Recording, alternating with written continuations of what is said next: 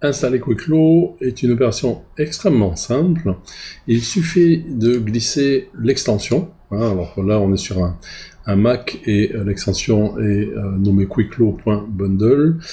Si vous étiez sur un PC, l'extension serait nommée quicklow.apx. Et il suffit de glisser cette extension dans le dossier extension de Archicad 27, en l'occurrence. Quicklow est disponible en 27 et en 26. Ça, c'est la première chose. Et ensuite, vous pouvez aussi copier l'aide, lisez-moi PDF, dans le dossier documentation. Une fois Quicklow installé tel que je viens de vous le présenter, si vous allez dans le menu aide à travers documentation, vous aurez un accès au guide de Quicklow qui vous permettra de prendre des informations concernant l'utilisation, le paramétrage du logiciel.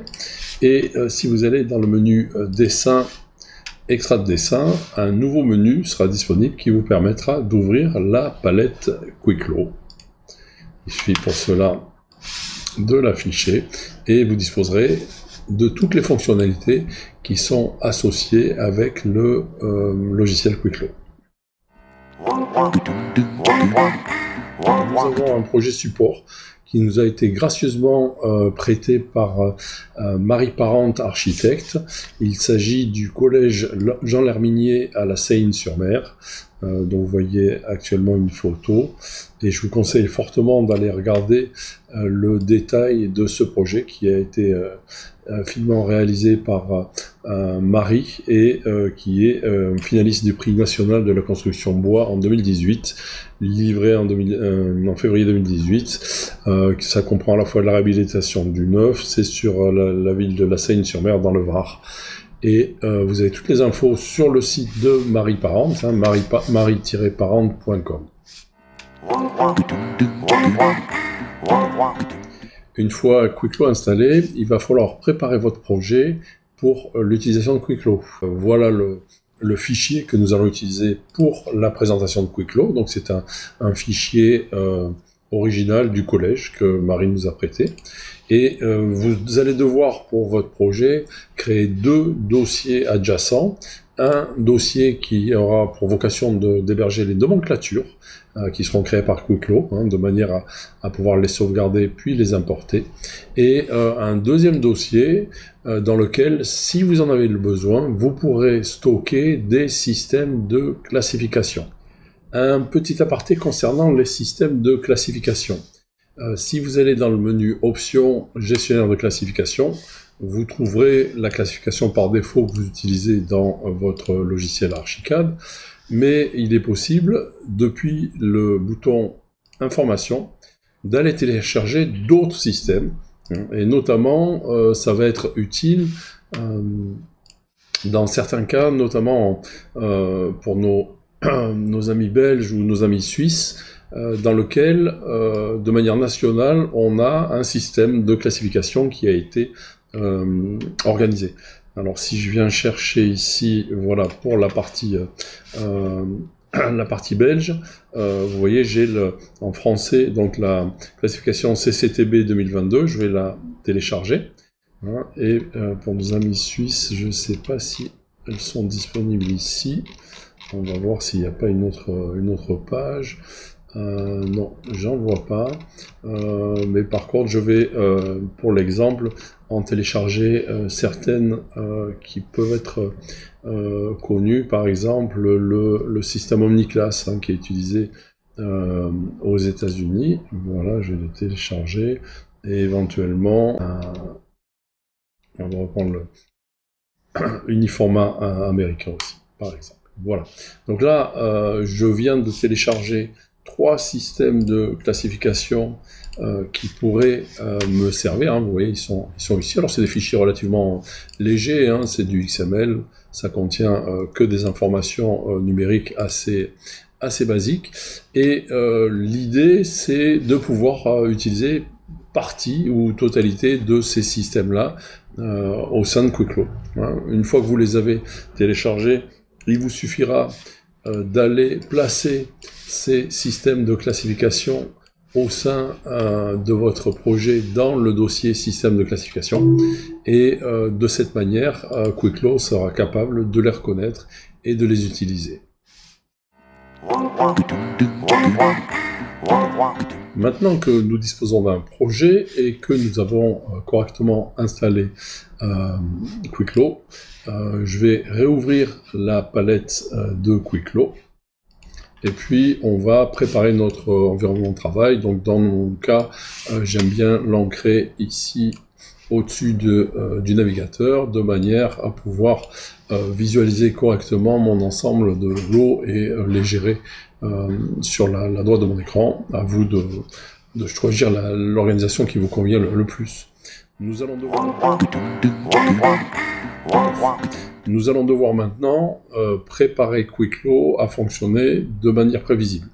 Et parmi les fonctionnalités qui sont les plus importantes, quand on initie le travail, vous avez les préférences, les réglages des préférences de Quickflow. Alors elles sont relativement simples. Vous avez une fenêtre de préférences qui vous permet de gérer une valeur de complexité qui sera appliquée à l'ensemble de l'opération, qu'on va laisser pour l'instant fixer à 1 et qu'on fera varier ensuite. Vous allez spécifier la manière dont les lots vont être indexés. Donc là, dans notre cas, on va garder une indexation en chiffres et avec 2 caractères, qui permettra d'avoir une numérotation, donc 01, 02, 03. On choisit toujours générer un nouvel index. On va choisir l'automatisation de l'abréviation du lot, et elle sera faite sur 3 caractères. On a un choix entre 2 ou 3 caractères.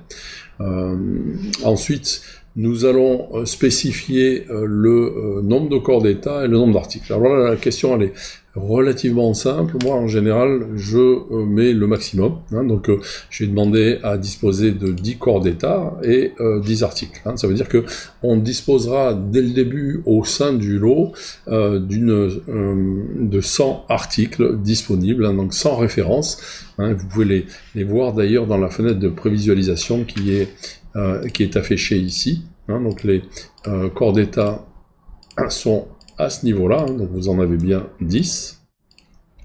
Je vais les masquer tous, voilà. Et dans chaque corps d'état, nous allons disposer de 10 articles. Donc ça permet d'avoir en fait une base de référence pour référencer nos éléments. Vous verrez aussi qu'on dispose d'une branche exclure qui sera utile plus tard dans les différentes spécifications au travers des nomenclatures. Une fois tout ceci fait, vous pouvez aussi, et ça peut être utile pour nos amis belges ou nos amis suisses qui disposent d'un système de classification nationale, maintenant il peut aussi vous arriver à vous d'avoir pour certaines parties de votre projet, de suivre une classification qui n'est pas celle fournie par défaut dans Archicad. Donc dans ce cas-là, il sera utile d'aller choisir le dossier dans lequel vous allez stocker les systèmes de classification de référence. Ça vous permettra, lors de la création d'un lot, de choisir tout ou partie de ce système pour l'intégrer directement dans le lot. Une fois que les préférences sont réalisées, vous validez et le réglage restera disponible pour l'ensemble des lots à venir tant que vous ne le changerez pas. Maintenant que les réglages préalables sont faits, vous avez ici à l'écran la vision de la totalité du projet de Marie Parente. Je dois d'ailleurs signaler que ce modèle a été réalisé en grande partie par Gauthier Jipa, qui est formateur chez Attila Diffusion, et que j'ai beaucoup apprécié de travailler sur sa maquette qui est vraiment très bien montée. Donc je vais faire un extrait de ce modèle, puisque bien sûr l'idée n'est pas de faire semblant de mettre un projet comme ça à la va-vite, mais c'est plutôt d'illustrer la manière dont on va s'appuyer sur un projet pour mettre en place un système de maîtrise et de calcul, de quantité et de prix, en prenant un exemple précis. Dans ce cas, j'ai extrait visuellement la partie neuve du projet sur laquelle nous allons faire une petite intervention et essayer de donner une illustration de la manière dont Quicklow vous permet à la fois de mettre en place, de contrôler et de réaliser les quantifications et les estimations nécessaires pour vos lots. Alors, nous allons commencer par créer les lots nécessaires à cette présentation, et il se trouve que dans mon cas, je dois créer le lot 4, le lot 6, 10, 11, 12 et 14, qui sont, on va dire, des lots qui vont me permettre d'illustrer les caractéristiques intéressantes de Quicklow. Je vais simplement ouvrir la préférence et donner le numéro du lot à venir, donc je dois commencer par le lot 4, donc je vais changer la valeur du premier index en 4, ce qui me permet de créer mon premier lot. La fenêtre ajouter un nouveau lot apparaît, donc je vais donner un nom à mon lot, donc il s'agit des planchers béton armé. Voilà, donc c'est un lot dédié au plancher béton armé, toujours pareil, une complexité que l'on va laisser à 1 pour l'instant, puisqu'on jouera plus tard sur cette valeur de complexité. Je demande au logiciel de créer une abréviation de lot, donc il va prendre en fait les initiales de ces 3 mots.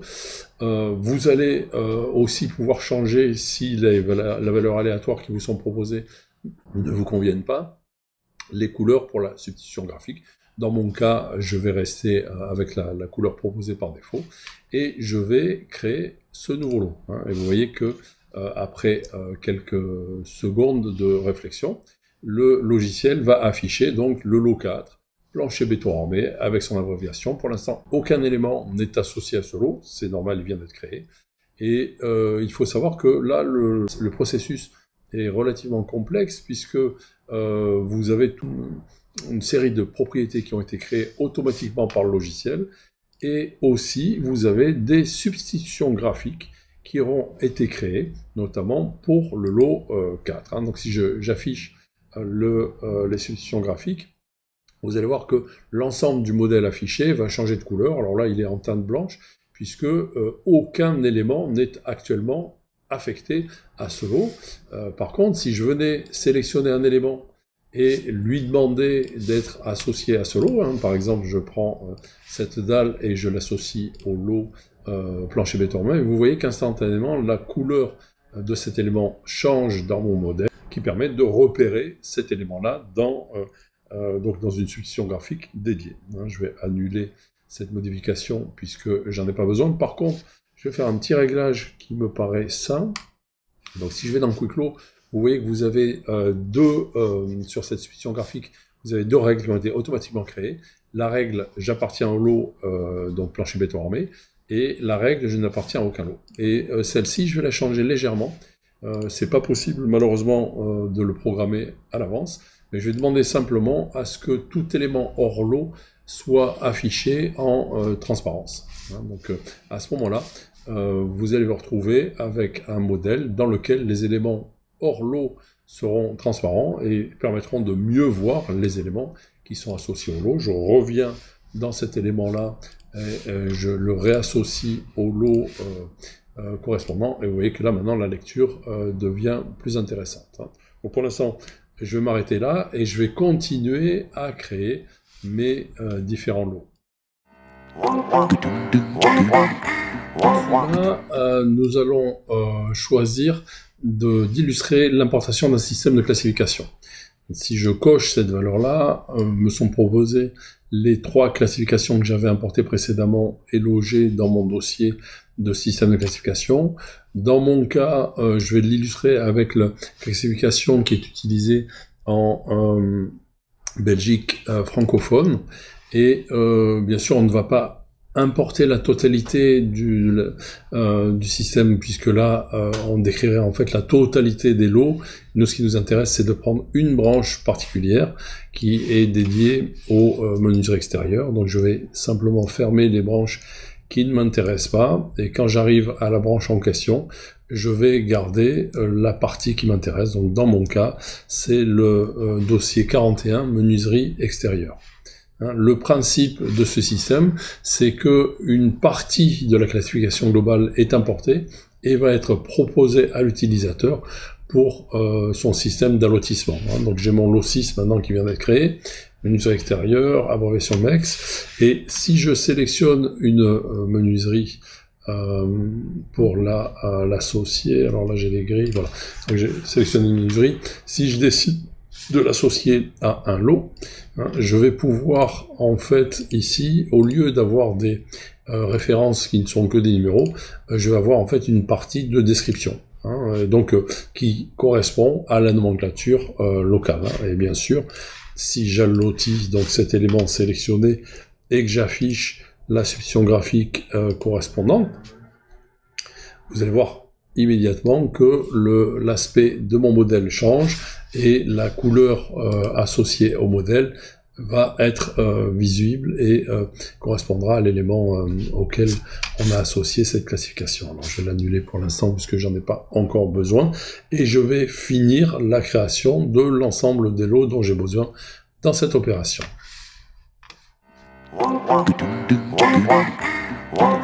Je vais commencer par le lot 4, plancher béton.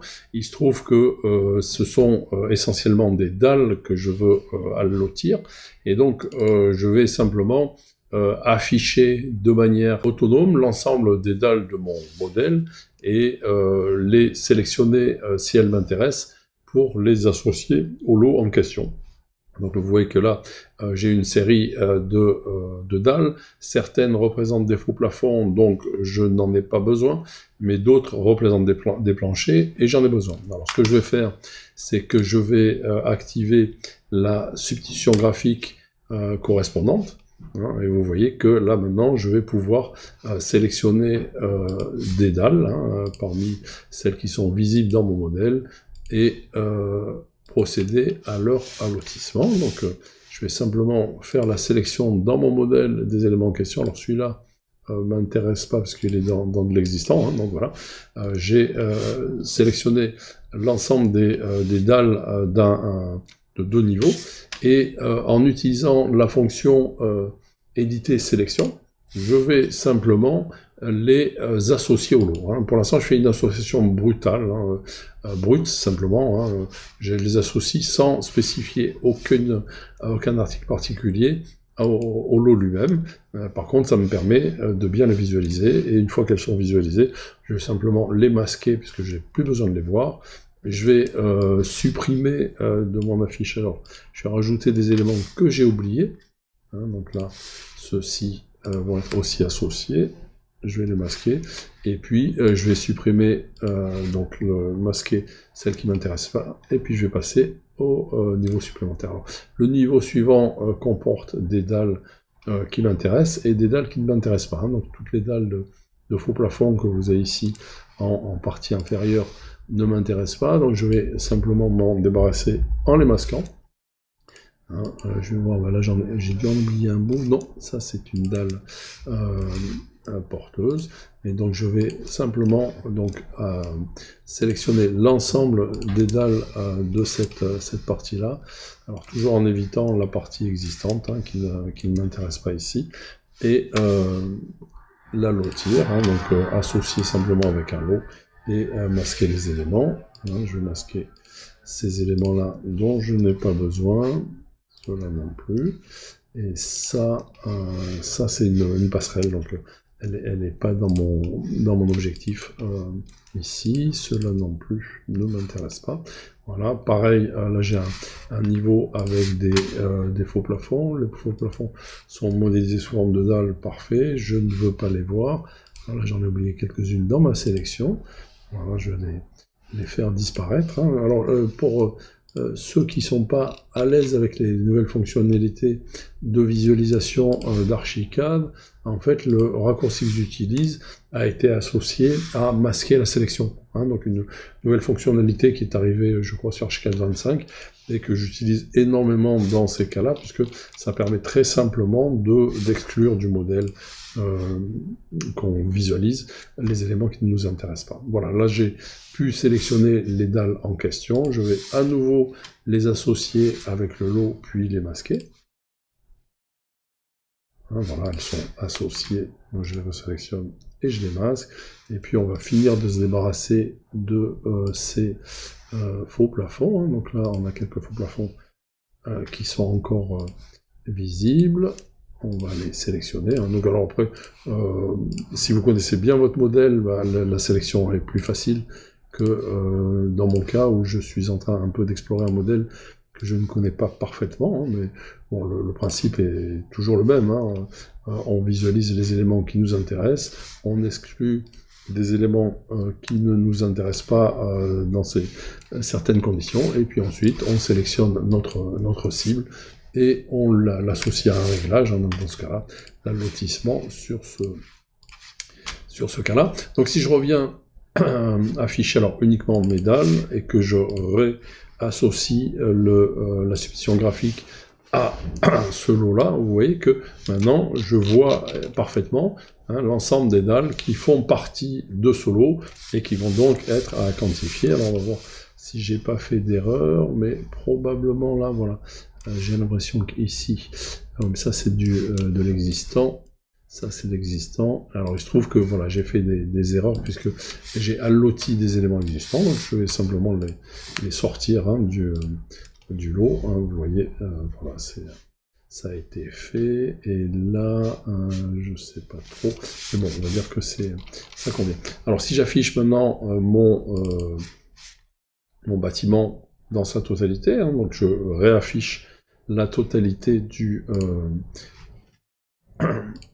modèle qui m'intéresse, je réactive la substitution graphique, et vous allez voir que maintenant je visualiserai assez correctement au milieu, dans leur contexte, hein, les éléments que j'ai visés, et qui me disent, bon ben nous on fait maintenant partie de ce lot, et c'est ce lot-là que tu vas pouvoir chiffrer grâce à nous. Hein. Donc je crois que j'ai encore un intrus là, donc on va l'éliminer.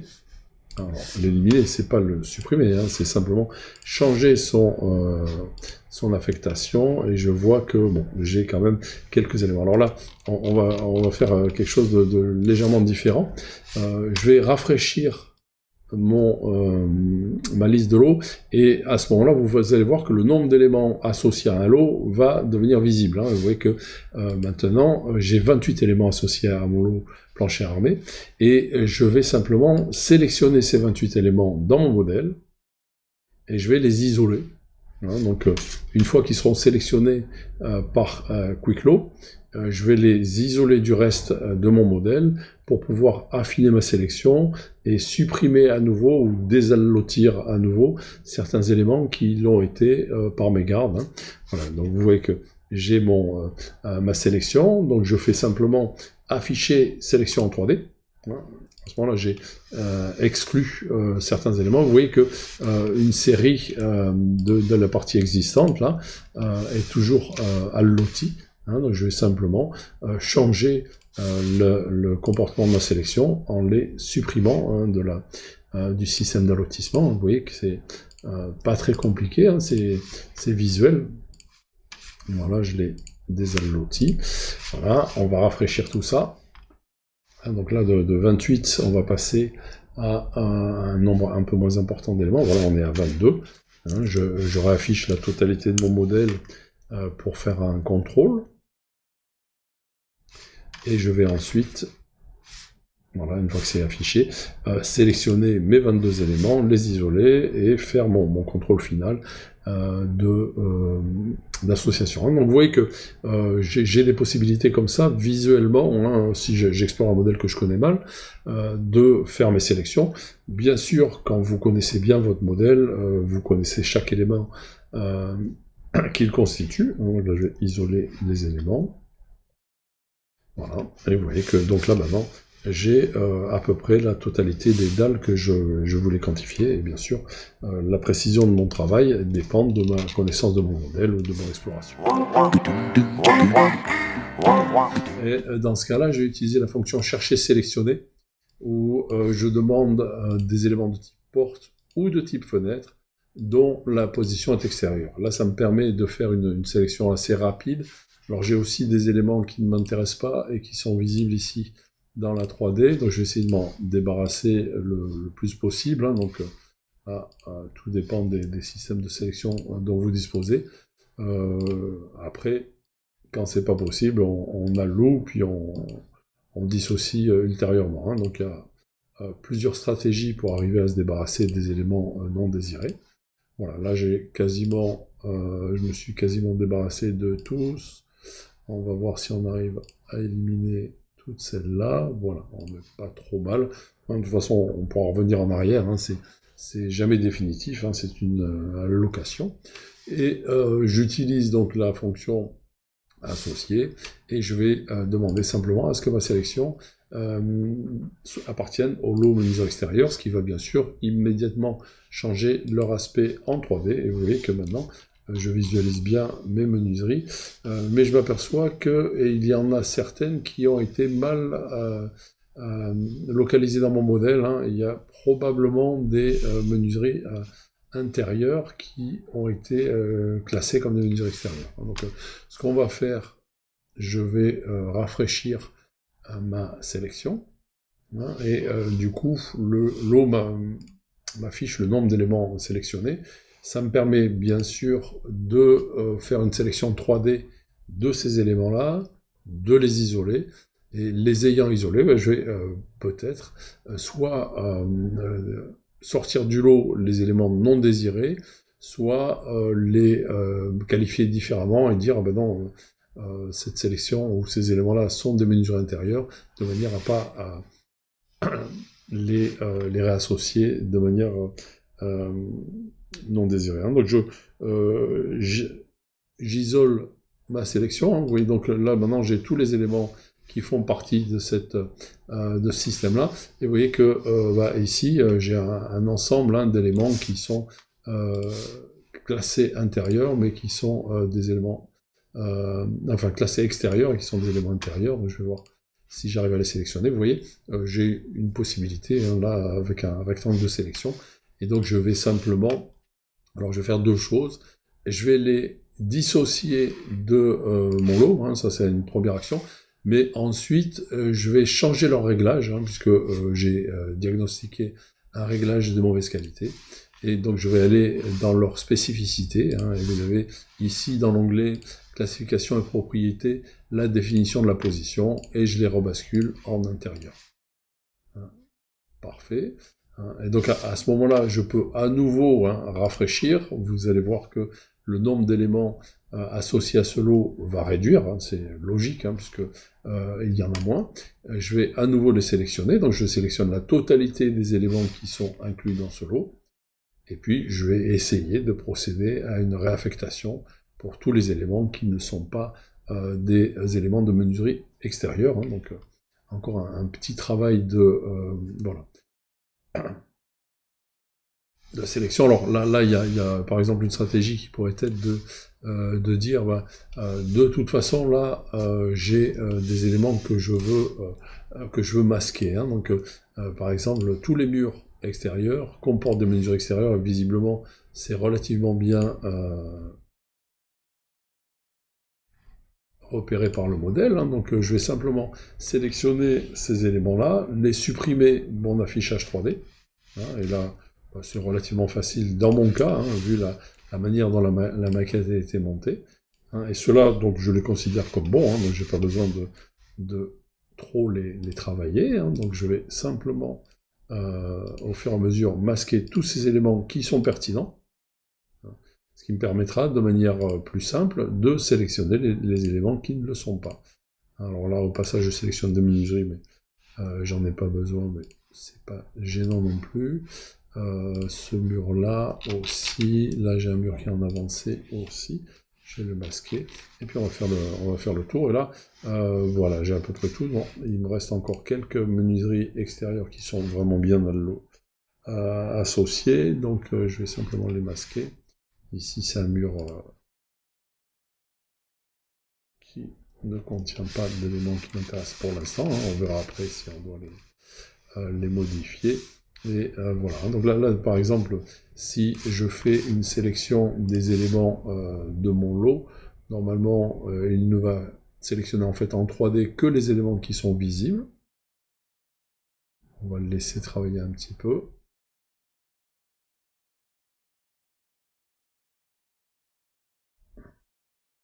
Une fois que voilà, cette sélection est faite, vous voyez qu'il a fait une sélection qui ne contient en fait que les éléments parmi les 208 qu'il connaît, que les éléments qui étaient affichés actuellement, et je vais changer leurs caractéristiques. Donc là, c'est des portes que je vais mettre en intérieur et que je vais dissocier de mon système d'allotissement.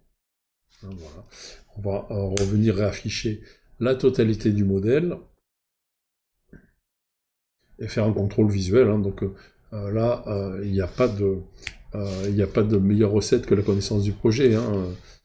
Si on connaît bien notre projet, ben, on sait visualiser un petit peu ses caractéristiques et on connaît l'endroit où sont placés les éléments qui nous intéressent. Hein. Je vais simplement isoler la partie qui m'intéresse, qui est la partie donc neuve. Je vais réaffecter à nouveau la substitution graphique correspondante et je vais contrôler si tous les éléments que j'avais visés dans mon modèle sont bien présents. Donc vous voyez, alors il est probable, hein, il est possible que j'ai fait des erreurs, mais a priori non, de ce que je connais du modèle c'est à peu près bon. Il y a peut-être une paroi ou deux qui a été oubliée, mais disons que ça vous permet de voir déjà la manière dont on peut travailler. Oui, je crois que je vois des éléments 3D qui devraient être des menus extérieurs et qui ont l'air d'être à l'intérieur. Donc si j'enlève la substitution graphique ici, on va voir ce que ça donne.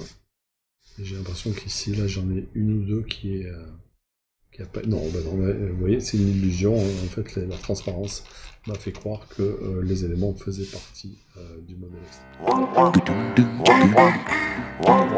On va continuer, on va s'occuper des murs. Alors, est-ce que j'ai isolé les murs? Non, je vois que j'ai un filtre qui affiche les murs. Je vais, je vais faire la partie cloison doublage. Donc, cloison doublage, à peu de choses près, j'ai pas besoin de tous les murs qui sont des murs extérieurs. Hein, donc, si je garde voilà, l'affichage ici, en fait, en pointant sur des structures composites, hein, je vais choisir des murs, je vais rajouter la position, j'en ai pas besoin, mais visiblement elle n'est pas bien qualifiée ici. Je vais aller chercher donc la structure composite. Hein, voilà. Et quand je pointe sur une catégorie d'éléments, vous voyez, cloison, ça me permet de les sélectionner toutes et donc de les associer au lot en question. Donc là, je vais chercher mon association au lot cloison doublage. Une fois que c'est fait, je les masque et je viens chercher d'autres éléments qui devraient faire partie de ce lot cloison doublage. Voilà. Je pense que j'ai... Ah non, ça a l'air d'être du béton. Si je ne me trompe pas, c'est du béton. Voilà, c'est un voile de béton. Donc celui-là est exclu. Hein, donc il n'y a pas de cloison. Et si on a sur les édicules, là, des éléments qui sont des éléments d'isolation. Alors là, c'est du bardage. Donc non, je ne vais pas les quantifier ici. Voilà. Donc si je réaffiche mon modèle hein, de la partie qui m'intéresse, hein, donc la partie enseignement.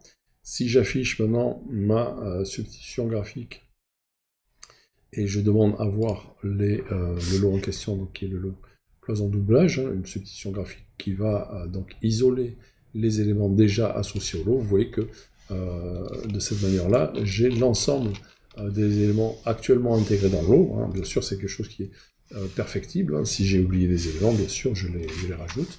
Si je rafraîchis ma liste de lots, vous allez voir que le lot est maintenant associé à 200 éléments. Et si je décide de les sélectionner, hein, le logiciel QuickLow me permet de faire une sélection partielle des éléments qui sont actuellement inclus dans ce lot. Et les ayant sélectionnés, ben, je vais pouvoir les isoler. Hein, donc, je demande à afficher ma sélection en 3D. Hein.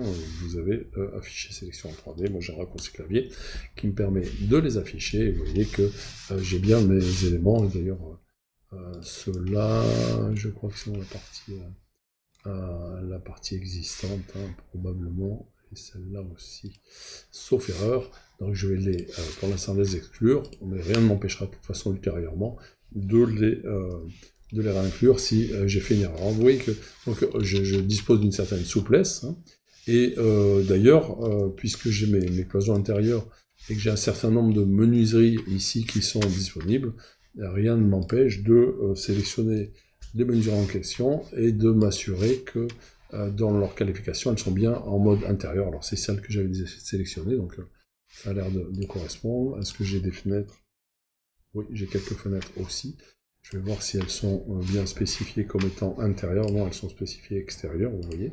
Et donc, je les réalloque. Hein. Donc, on a toujours les possibilités, grâce à ces outils, de faire évoluer notre modèle, hein, et de l'enrichir efficacement.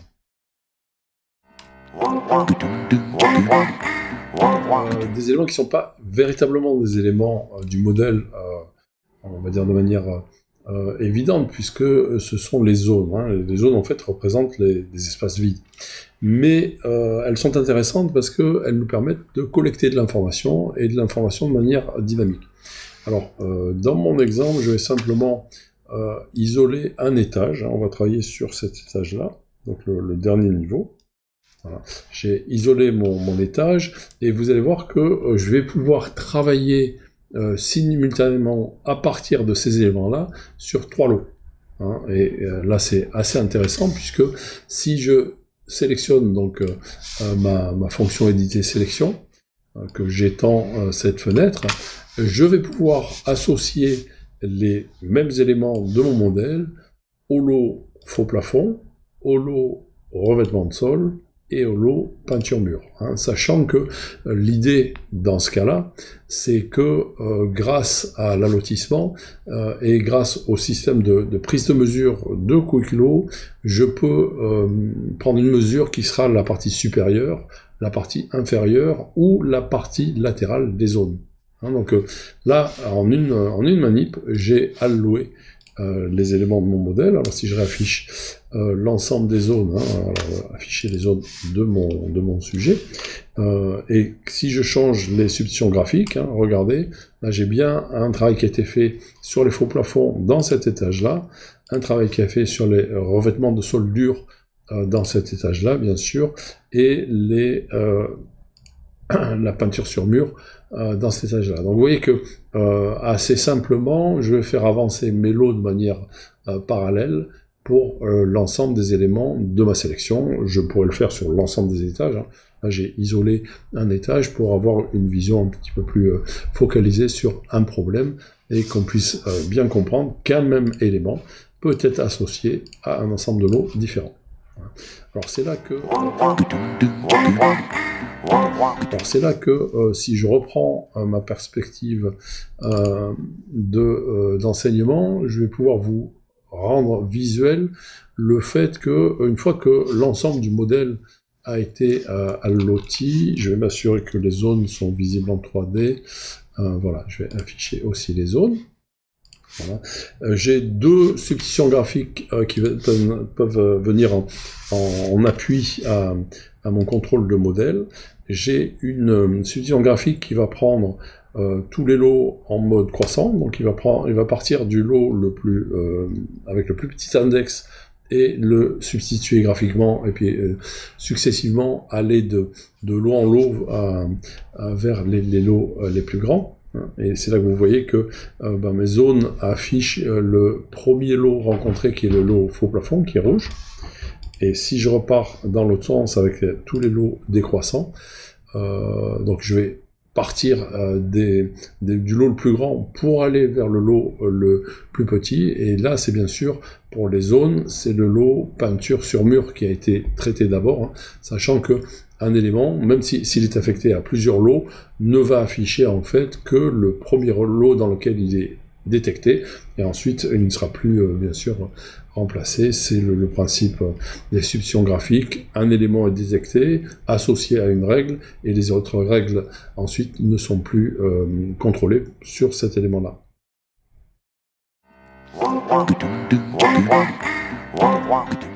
Maintenant que nos éléments ont été en partie allotis et que nous disposons donc d'une structure de lot et des éléments associés, l'étape suivante consiste à créer des nomenclatures qui lieront le contenu de chacun des lots. Pour cela, nous disposons de ce bouton qui va ouvrir une fenêtre dédiée à la création de nomenclature. Ce bouton va nous permettre plusieurs choses. Alors, la première, qui est la plus importante, c'est de choisir le dossier dans lequel on va sauvegarder nos nomenclatures. Donc, je vais parcourir, venir dans le dossier dédié aux nomenclatures et le désigner au sein de mon logiciel. Ça sera la première étape. La deuxième étape consistera à choisir pour chacun des lots les différentes nomenclatures dont on a besoin et de choisir si on les génère ou pas. Donc là, par exemple, pour le lot béton armé, plancher béton armé, je vais dire que je vais générer des nomenclatures et que les contenu de ce lot, c'est essentiellement des structures composites, donc je demande d'avoir un DQE de structure composite, et puis je vais l'associer aussi avec un DQE simplifié et une estimation simplifiée. Alors là, pour votre gouverne, le plus simple, c'est soit vous disposez d'un lot qui est homogène, donc il est composé exclusivement de composites, d'objets, de menuiseries ou de zones. À ce moment-là, vous cochez l'un des DQE qui vous intéresse. Soit vous avez un mix qui contient un ensemble d'éléments disparates. Et à ce moment-là, ne cochez aucun de ces types de nomenclature, mais cochez le DQE détaillé, qui lui est le même à peu de choses près que les autres, sauf qu'il va afficher l'ensemble des champs de tous ces types d'éléments. Pour les menuiseries extérieures, par exemple, si je choisis de les générer, je vais choisir un DQE de menuiserie, un DQE simplifié et une estimation simplifiée. Pour le cloison doublage, c'est essentiellement des structures composites, donc DQE de composite, DQE simplifié, estimation simplifiée. Pour les faux plafonds, les revêtements de sol et les murs, on est face en fait à des zones, donc je vais simplement prendre les nomenclatures qui correspondent, donc zone, DQE simplifié, estimation simplifiée. Donc à chaque fois, je génère en fait pour chacun des lots 3 nomenclatures. Et vous voyez que donc là, maintenant, chaque réglage spécifique a été mémorisé et va être associé, bien sûr, à chacun des lots. Je n'ai plus qu'à cliquer sur le bouton « Générer les XML », l'exportation a été générée et c'est fait. Donc attention, Quicklow n'est pas capable de créer les nomenclatures au sein de votre projet. Elle est capable de créer des fichiers XML que nous allons ensuite importer. Donc pour finir le travail, on va simplement aller sur le dossier nomenclature, aller dans les options de configuration, et ici, vous avez la possibilité simplement d'importer, grâce à ce bouton d'import, vous allez importer l'ensemble des nomenclatures générées par Quicklow. Vous voyez que j'en ai bien 3 par lot, chacune est porteuse à la fois du numéro du lot en question et de la description de sa constitution, que ce soit du composite, des menuiseries, des zones, etc. Donc je fais maintenant ouvrir, l'import est généré, et d'ailleurs si vous faites recherche, vous tapez lot, et vous verrez qu'on est bien face à l'ensemble des nomenclatures qui correspondent au lot qu'on a créé. Voilà, le travail est fini pour cette partie-là. On va le regarder ici. Si je tape lot, vous voyez que j'ai accès à mes lots, et si j'ouvre une nomenclature, on va commencer par les nomenclatures détaillées qui vont nous permettre d'avoir une vision plus fine du modèle. Le logiciel va générer nos nomenclatures. On va simplement modifier la taille des colonnes de manière à ce qu'elles s'ajustent à leur contenu. Si on ajuste l'affichage de la nomenclature, vous voyez que là maintenant on est face à une nomenclature qui affiche tous les éléments qu'on a à allouer dans ce lot en question. Voilà, donc c'est cette première étape de mise en nomenclature qui est finie. Je pourrais afficher n'importe laquelle des nomenclatures à chaque fois que j'en ouvre une nouvelle, je vais réaliser les mêmes opérations. Je vais ajuster les colonnes de manière à ce que le contenu soit lisible, donc c'est modifier la taille des colonnes, et puis je vais optimiser le contenu, et vous voyez que pour chacun des lots, donc je vais prendre par exemple lot Et puis on va mettre des QE détaillés. Voilà, vous voyez que j'ai toutes mes nomenclatures avec les DQE détaillés qui s'affichent, et donc je peux, les unes après les autres, les visualiser et procéder aux premiers réglages visuels, hein, qui sont d'ajuster la taille des colonnes et d'ajuster l'affichage de la nomenclature.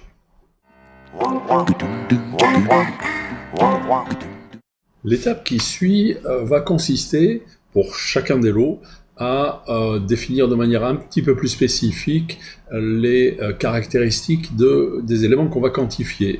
Nous allons commencer à associer chacun des éléments ou chaque groupe d'éléments à une référence spécifique. Si je regarde ici, par exemple, mon lot plancher béton armé, vous voyez qu'on a un ensemble de dalles dont on connaît les caractéristiques, puisque on voit soit le matériau de construction, soit la structure composite, soit le profil, soit la hachure qui le constitue. Là, par exemple, si je regarde celui-ci, vous voyez que ça, par exemple, c'est une dalle qui est constituée de métal d'acier, alors que ici, j'en ai une qui est constituée d'isolant thermique, puis, si je vais un peu plus loin, j'ai une dalle qui est une structure composite. Donc je vais essayer d'identifier chacun des éléments et d'associer chacun de ces éléments à on va dire un article spécifique. Donc mettons que plancher ourdi est la première cible qui m'intéresse, donc je vais simplement l'associer au premier corps d'état et au premier article. Donc ça sera l'article 40101, va être utilisé pour référencer les planchers ourdis. Je vais un petit peu plus loin, et puis là on voit qu'il y a une dalle, donc ça c'est une dalle en béton armé, visiblement, sur laquelle il y a probablement une finition de PVC. Donc celle-là, on va l'associer, donc toujours au corps d'état numéro 1, mais à l'article numéro 2, et celle-ci, visiblement, voilà. La seule nuance entre ces deux-là, c'est que d'un côté on a du PVC, de l'autre côté on a du carrelage, donc ça ne concerne pas notre lot, la finition ne concerne pas notre lot, donc on peut associer ces deux éléments à une même référence, qui va être le 40102. Si je regarde par contre la partie toiture, donc c'est à nouveau une structure composite qui est un peu plus complexe. Donc celle-là, bien sûr, on va donc aller choisir une référence supplémentaire qui sera la 40103. On a à nouveau ici du béton armé porteur, mais alors là c'est du béton brut, donc c'est pas exactement la même référence, donc on va le mettre pour l'instant en 0,4, donc je vais simplement me donner des règles pour différencier les éléments.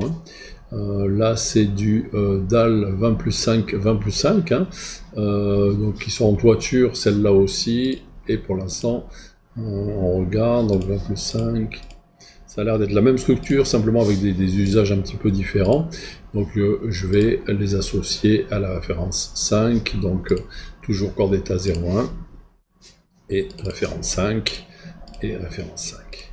Voilà. Donc là, j'ai fait une première partie du travail. Si je rafraîchis ma nomenclature, vous allez voir que le tri va se refaire.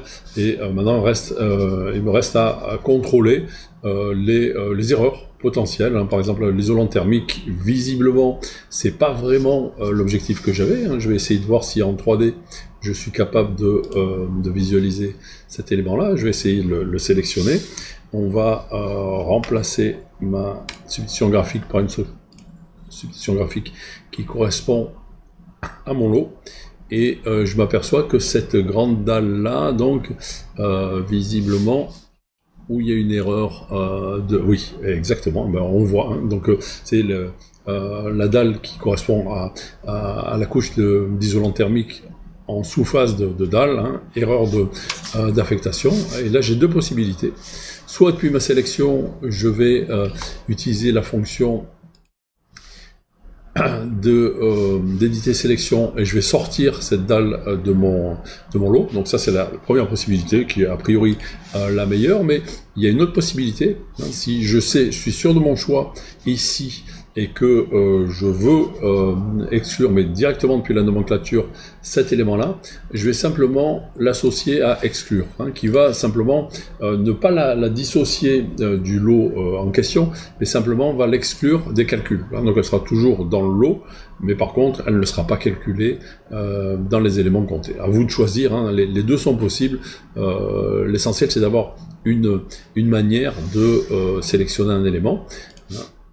Je vais faire les deux, hop, et je vais en fait, donc pour moi la meilleure des solutions dans tous les cas, c'est bien sûr de sortir cet élément-là du lot, puisque maintenant elle va être totalement ignorée et non pas exclue du système de quantification. Hein. D'ailleurs, si je recommence l'affichage, vous voyez que là maintenant, elle a entièrement disparu, et puis je fais contrôler les deux autres candidats, là, donc je vois, hein, donc si je les isole, hein, on voit des dalles qui doivent visiblement exprimer un autre type de finition, puisque c'est du métal, et à ce moment-là, je n'ai pas de raison de les conserver dans mon lot, hein, elles ne font pas partie des planchers béton, hein, donc je les exclus, et bien sûr ces références vont disparaître de ma nomenclature.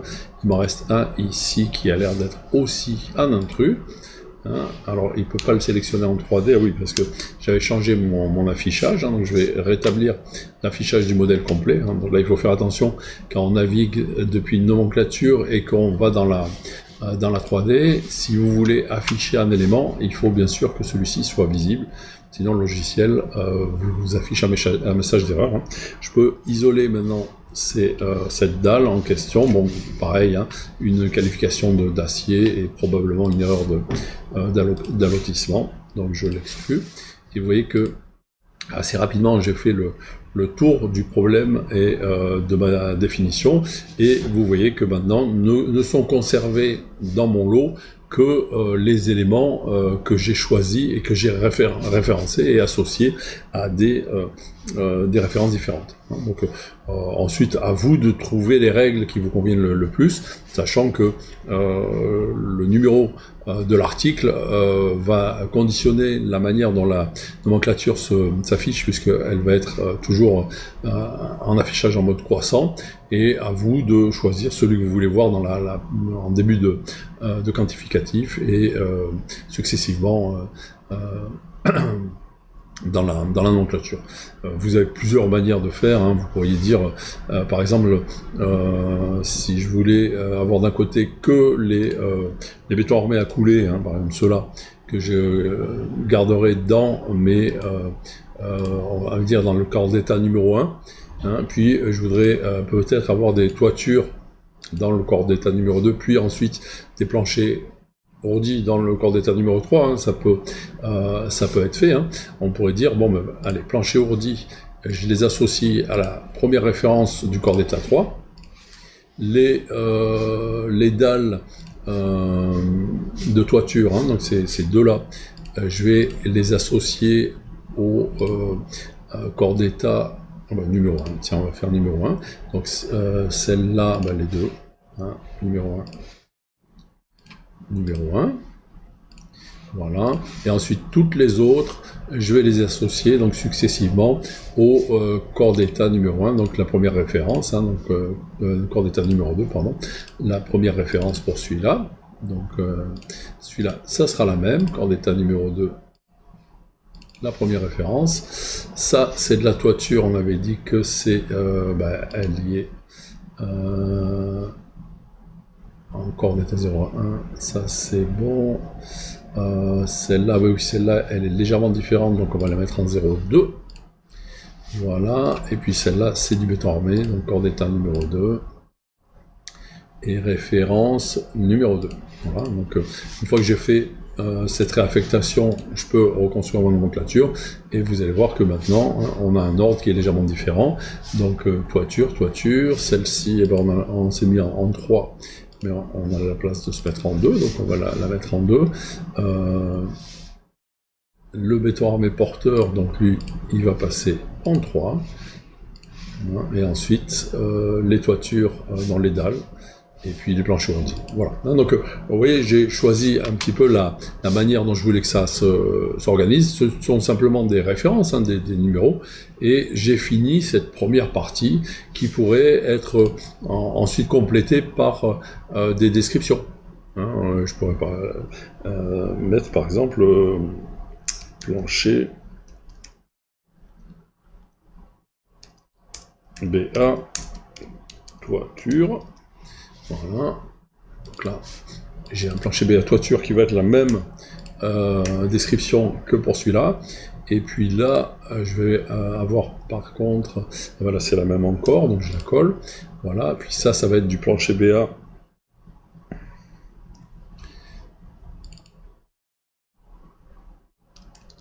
intérieur. Voilà, on ajuste.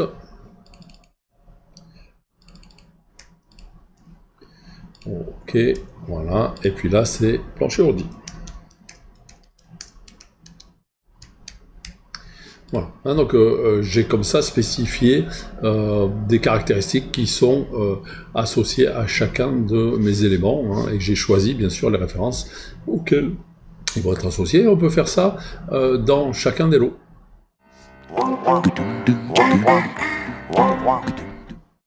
Alors, je vais vous montrer maintenant un autre cas de figure qui est le cas de figure d'un lot sur lequel j'ai importé un système de classification. Et là, dans notre exemple, on a le CCTB utilisé par nos amis wallons. Donc là, on est face à des éléments qui sont déjà associés à une description, mais on pourrait aller un petit peu plus loin. Hein, et vous voyez que on a donc des sous-dossier pour fenêtres et porte-fenêtres, on a un sous-dossier pour des portes d'entrée, hein, et puis pour des portes de garage, ou des systèmes de façade, ou des volets, etc. etc. Donc on va utiliser en fait les caractéristiques des éléments pour choisir la manière dont ils vont être décrits, et évidemment, par exemple là, on a des fenêtres et des portes, donc ça serait intéressant d'associer toutes les fenêtres avec une référence commune, et toutes les portes avec une autre référence commune. Alors j'ai plusieurs manières de le faire, je vais essayer de le faire de manière le plus globale au début, puis après on affinera peut-être, et une des manières simples, c'est simplement de sélectionner le détail, le total de la quantité, et que je demande une sélection en 3D, vous voyez que l'ensemble de mes éléments sont sélectionnés. Je vais pouvoir les isoler, hein, donc j'isole toute ma sélection, hein, ça sera plus simple pour toute qualification spécifique. Je m'aperçois d'ailleurs que probablement il y a un intrus, hein, donc celui-là c'est une porte qui n'est pas extérieure mais qui est intérieure, donc je vais la changer de qualification. Donc d'abord je vais la spécifier comme porte intérieure, ça c'est pour mon modèle, et la deuxième chose, je vais demander à l'exclure de mon lot, hein. Donc ça c'est une deuxième chose. Voilà, je vais masquer l'élément qui le contient, et vous voyez que là maintenant j'ai encore affiné un petit peu ma sélection. Puis là on va faire une manipulation très simple, hein. Je prends l'outil porte, je sélectionne l'ensemble des portes, et je vais les spécifier, hein. Donc je vais aller ici dans menuiserie extérieure, je vais développer, et puis vous voyez que j'ai différentes descriptions de portes, donc on va dire que c'est des portes d'entrée. Alors moi je pense que dans ce modèle là on va être plutôt en aluminium, on est dans le sud-est de la France, donc il n'y aura pas de rupture de point thermique, donc on va choisir cette qualification là, la 41-22-1, donc qui est le 41-22-1A pour les portes d'entrée en aluminium. Et là c'est fait, hein, donc c'est réalisé. Je vais sélectionner mes fenêtres, hein, donc une deuxième sélection, hein, toujours de la même manière, et je vais ici retourner dans ma description, fenêtre et porte-fenêtre, c'est ça, en aluminium, donc c'est celui-là, donc en aluminium sans rupture de point thermique. On choisit celle-ci, voilà. Et si je reviens dans ma nomenclature, hein, les modifications vont s'afficher, on va optimiser ça. Donc fenêtre et porte-fenêtre en aluminium sans coupure thermique, et porte d'entrée en aluminium sans coupure thermique. Donc vous voyez que là ici, j'ai profité d'un système de classification externe et j'ai simplement associé mes éléments à celle-ci. Et je crois que je vois un intrus ici, hein, on voit un élément seul, hein, qui présente une baie vide, hein, donc on va essayer de la sélectionner en 3D. Donc je reviens sur la sélection 3D. Voilà, hein, donc j'ai bien localisé un intrus, hein, ça c'est ce qu'on appelle une baie libre, et celle-ci ne devrait pas être quantifiée, en tout cas pas ici, elle doit être porteuse d'une grille ou d'une protection extérieure, mais en aucun cas d'une menuiserie, puisque c'est une baie libre, donc je vais simplement l'exclure du lot. Vous voyez que la nomenclature a une double vertu. Elle permet bien sûr d'allotir les éléments, mais elle permet aussi de localiser des éléments qui ont été allotis mais dont on n'a pas besoin pour les dissocier du lot. Et là, normalement, bon, sauf erreur, hein, je suis face à une qualification de tous mes articles de type menuiserie qui est correcte. Une fois les articles associés à des références, hein, une fois les éléments associés à des références d'articles, il peut être utile de basculer sur le DQE simplifié, hein, qui va nous permettre de visualiser de manière plus synthétique notre modèle. On est donc confronté à une nomenclature quasiment de même nature, mais qui va simplifier l'affichage et qui va rassembler en fait toutes les références dans une ligne unique.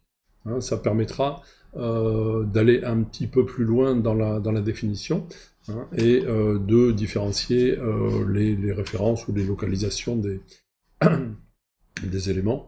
Si je viens sur les menuiseries extérieures, vous allez voir que ça simplifie. Voilà, avec deux références, hein, une référence de fenêtre et porte-fenêtre en aluminium et des portes d'entrée en aluminium. Hein. Donc le fait d'utiliser un DQE simplifié ou un DQE détaillé va donner une visibilité légèrement différente au lot sur lequel on travaille. Hein. Donc en mode détaillé, on voit l'ensemble des articles avec leurs caractéristiques, et donc ils sont séparés par des différences spécifiques, comme là, en l'occurrence, les dimensions propres de chacun des éléments. Et si on les regarde en simplifié, les éléments de même référence, hein, avec la même description, vont apparaître sous forme condensée. Alors c'est particulièrement pratique dans le cas des zones. Si je prends par exemple les références de faux plafond, vous voyez que je peux visualiser chacune de mes pièces, hein, avec leurs associations spécifiques, ou si je regarde les revêtements de sol, on va retrouver de la même manière un ensemble d'éléments avec des pièces très différentes, mais qui portent toutes les mêmes références. Hein. Donc c'est intéressant, on va dire, quand on veut spécifier des différences, mais au moment où on va vouloir bien sûr aller un tout petit peu plus loin et voir les caractéristiques communes, là, le DQE... ah oui, c'est erreur. Voilà, le DQE simplifié va nous permettre d'aller un petit peu plus loin et de voir en fait chacune des caractéristiques comme autant d'éléments séparés. Alors là, dans notre cas, par exemple, pour les faux plafonds, on va avoir une première référence pour les faux plafonds à hygiène nettoyable. Donc ça, c'est une caractéristique particulière. On va avoir des dalles de laine de roche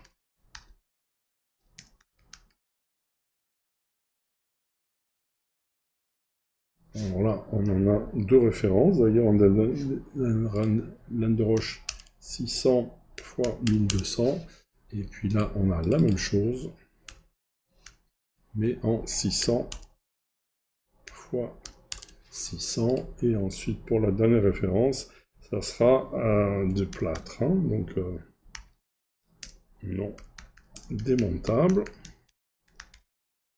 Voilà.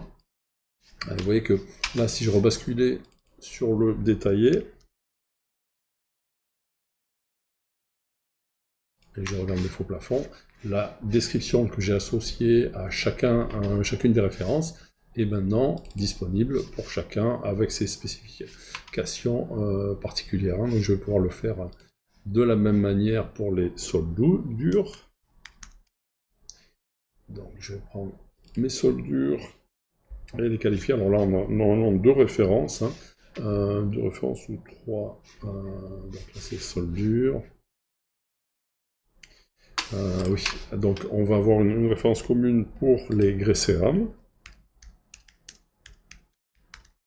Donc là, on a trois références de grès cérame. Voilà, et puis on a deux références de PVC. Type Forbo. Voilà. Donc ça, ce sont nos éléments. Donc les grès cérame, en fait, la plus importante va être en 40, mais dans certains cas, on va avoir du 30 x 30, voire du 20 x 20, suivant les typologies. Et puis là, on aura une référence de teinte type 1 et une teinte type 2, hein, donc on a simplement deux références de teinte qui ne sont pas encore définies, mais qui vont être spécifiées plus tard. Et vous voyez, si je reviens du simplifié au détaillé, on était sur les... alors je l'ai appelé soldure, mais en fait c'est sol, hein, donc j'ai fait une petite erreur de dénomination.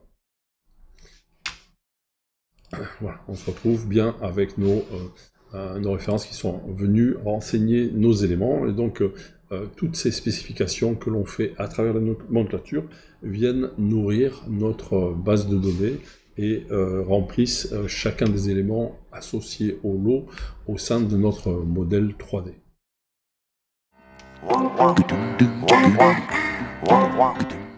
Une fois les articles qualifiés, il nous reste deux étapes pour finaliser notre estimation, c'est la quantification et la définition du prix.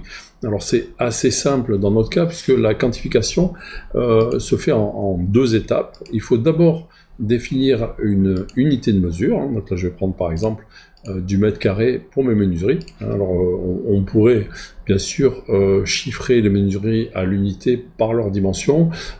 Une des stratégies les plus simples dans notre cas, c'est d'avoir une quantité qui est calculée au mètre carré, ce qui permet d'avoir rapidement une estimation. Hein, dans notre cas, hein, donc on a pour les fenêtres et porte-fenêtres 354,84 m de fenêtres et 34 mètres de porte d'entrée. Et ensuite, on va simplement les associer avec un prix unitaire. Alors dans mon cas, je me suis renseigné auprès d'un confrère et on va utiliser une base approximative de, on va dire, 800 € du mètre carré pour les menuiseries alu, et puis on va descendre un petit peu pour les portes d'entrée, puisque l'essentiel de ces portes ne sont pas vitrées, et on va descendre à 650 € du mètre carré.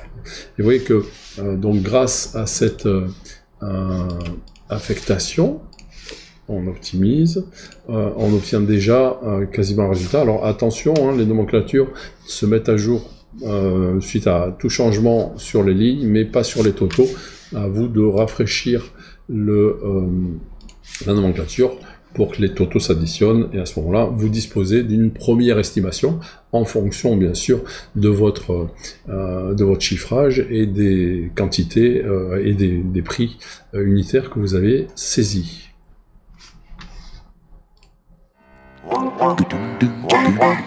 Alors, pour finaliser ce premier tour de visite du logiciel Quickflow, il me reste à détailler deux thèmes. Le premier étant la pondération. La pondération, c'est-à-dire que je vais pouvoir, en fonction de mes besoins, modifier un petit peu le comportement de mon estimation. Je vais ouvrir le lot menuiserie extérieure, par exemple. Si je voulais, on va dire, pondérer, j'ai 3 niveaux d'intervention sur mon modèle. Le premier niveau d'intervention, alors je vais peut-être afficher mon lot plutôt en DQE simplifié. Voilà, DQE simplifié, et c'était les menuiseries extérieures. Voilà. Donc voilà, donc vous voyez ici, la complexité de l'opération apparaît, et vous avez 2 valeurs, 1 et 1, et puis une troisième valeur aussi, complexité de l'article. Alors, la complexité de l'opération va être réglable directement dans les préférences de l'opération. Imaginons qu'on ait une opération qui, de manière globale, soit, mettons, 10% plus complexe qu'une opération classique. On va simplement pondérer la totalité de l'opération en rajoutant cette valeur de 10%, donc 1,1 va nous donner une pondération de 10%, donc une augmentation. Et vous voyez qu'immédiatement, tout se propage au sein du modèle. Vous avez la complexité qui apparaît ici, la complexité totale de l'article qui va être une multiplication de la complexité de l'article, de la complexité du lot et de la complexité de l'opération. Et vous voyez que déjà mes prix unitaires ont été modifiés et augmentés de 10%. J'ai un autre moyen d'accéder à un niveau de pondération, c'est directement dans le lot.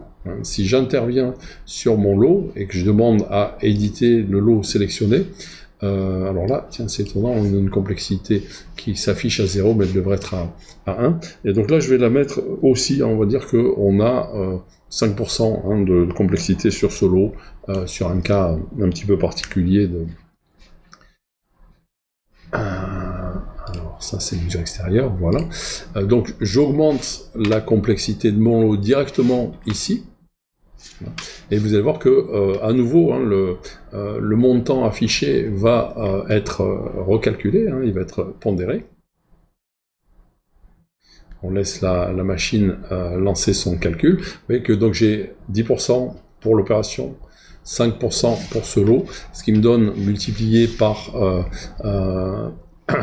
donc 1 multiplié par 1,05 multiplié par 1,10, j'ai un coefficient de 1,16 qui va à nouveau pondérer mon 800 € du mètre carré initial.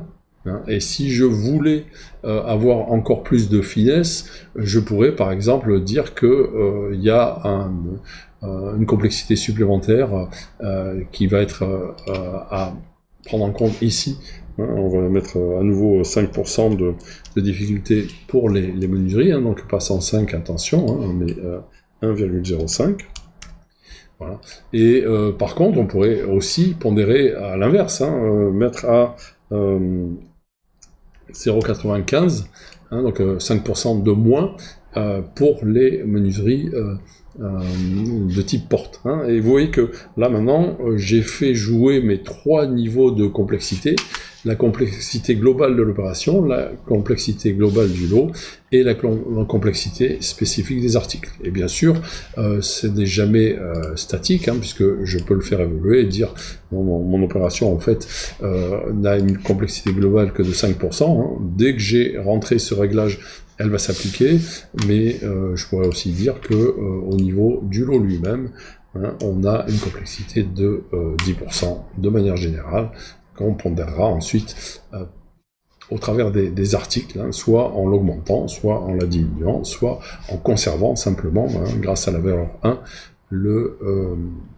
la valeur initialement calculée. Donc, vous voyez que à chaque fois que j'interviens, je peux changer mes éléments. Attention, quand vous changez une ligne, la ligne se rafraîchit, mais pas les totaux. Et donc, je vais reconstruire ma nomenclature pour avoir un rafraîchissement complet qui comprend aussi le prix estimé pour ce lot complet.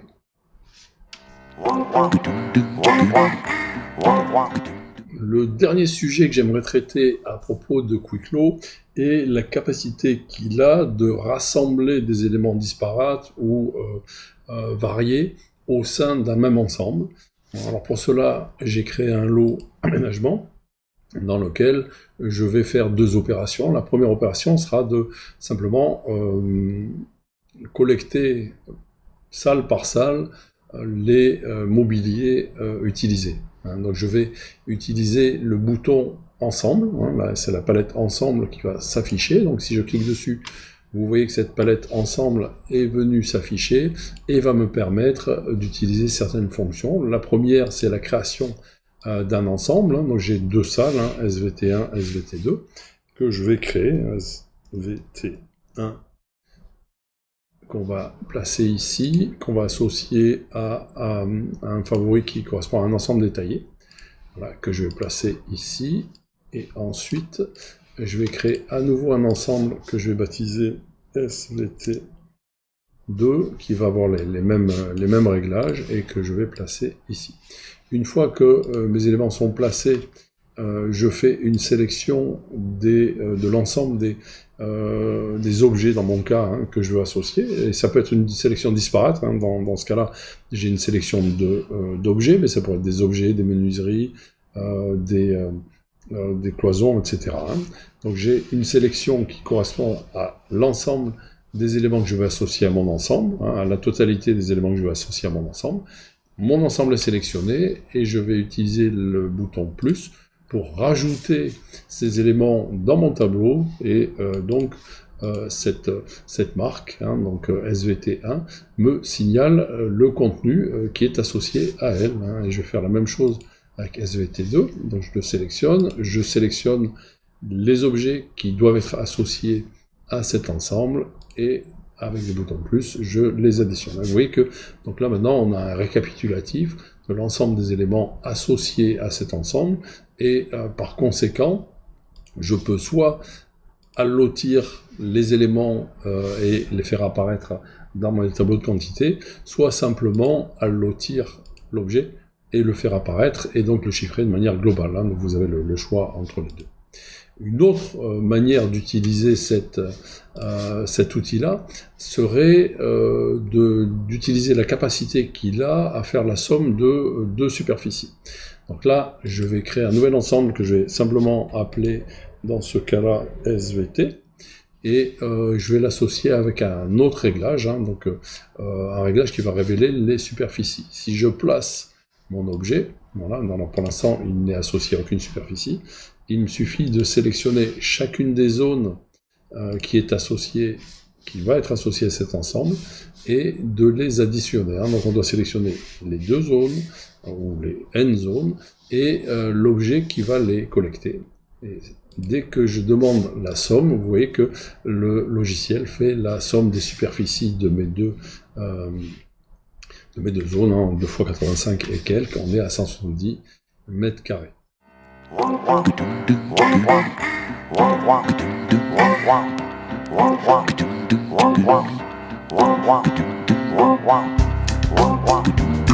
Wow.